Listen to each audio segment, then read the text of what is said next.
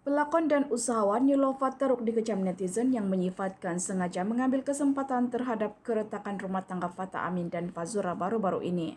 Menurut laporan Harian Metro, usahawan itu bagaimanapun menafikan perkara itu dan menjelaskan yang podcast bersama Nora Danish dan Natasha Ozier itu telah direkam pada Julai lepas. Kalau korang tengok podcast itu, Nilova ada mendedahkan yang dirinya tidak pernah keluarkan duit untuk keperluan rumah dan semua telah diuruskan suaminya. Usahawan itu juga berkata yang suaminya tidak membenarkannya beli barangan keperluan dapur guna duitnya sendiri kerana percaya nafkah adalah tanggungjawab seorang suami.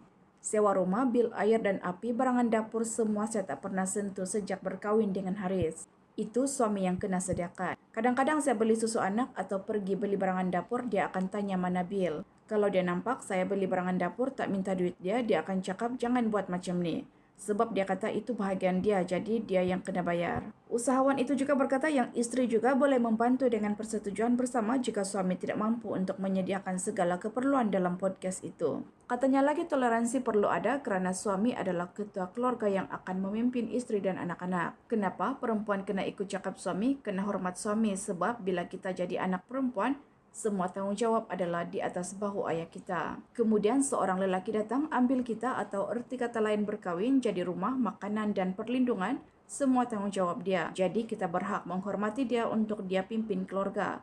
Sebab itu kena tunduk kepada suami, kata Nilova.